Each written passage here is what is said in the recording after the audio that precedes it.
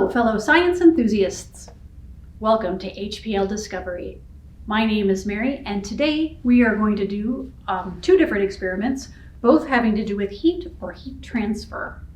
All right. First, we're going to do the experiment, which, when you look at your directions, it's called the Pinecone Weather Station.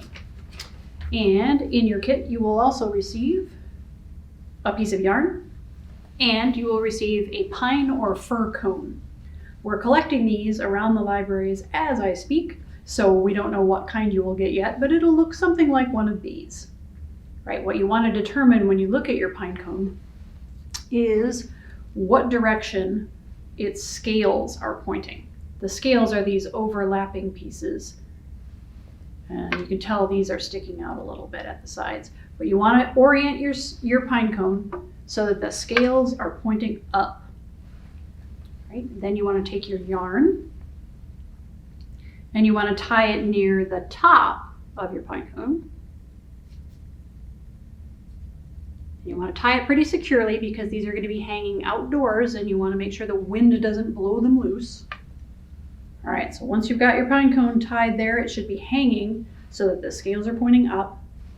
And then you want to find a location outside where you can hang your pine cone up so that it's exposed to the weather, but so that you can also see it every day and make observations, right? So now comes the hard part of the experiment. You hang your weather station outside and you wait. You'll need a piece of paper and you'll be every day observing whether your scales are more open or more closed. And then at the same time that you note the position of the cone's scales, you should also note what the weather is doing. After you have kept these records for about 7 to 10 days, you should start to see a pattern linking the position of the scales on your pine cone and what the weather is doing. And it's an interesting thing that I didn't even know until I did this experiment. There is a relationship between the position of the scales of your pine cone and the weather. Let us know what you find. All right. I know that that's going to take a long time, and maybe you want something to do in the meantime, so we have another experiment on the other side of our directions, and that's called the heat transfer experiment. What we want to do, we didn't include anything in your kit for this because all of these objects should be easy to find in your own home. What you're going to need is a container that can hold either hot or cold liquid. Then you also need 3 objects. You need to find a metal object. I'm using this spoon that I found. You need to have a plastic or rubber object. I'm using this plastic fork. And you need to have a wooden object. You could use a wooden spoon or a pencil, but I happen to find a tongue depressor.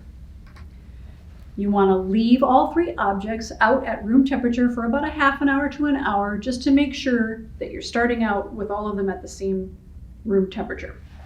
Then you want to take your heat-proof container and fill it with the hottest water that you can get from your tap. If your water from your tap doesn't get very hot, like mine doesn't, because my hot water heater is turned down, you might want to have a grown-up help you, and you can either get water from the tea kettle or you can put your cup in the microwave and heat it up a little bit. It doesn't need to be boiling, but you just want it to have a little bit of visible steam coming off it so that you know that the water is hot. Be very, very careful with the hot water though, and make sure you use a hot pad to carry the cup. All right. I made the mistake of not using a hot pad and now my finger hurts. Don't be like me. All right. So you've got your hot water in your container, and then you're going to take your 3 objects and you're going to immerse them in the water so that more than half of them is under the water, but some is sticking out of the top. All right.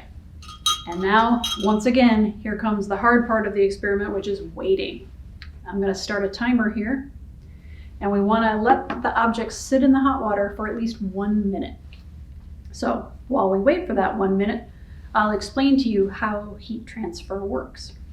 So the hot water is hot, and so the molecules in the water are very excited, and they're vibrating very, very quickly. And that is how the heat is spreading through the liquid.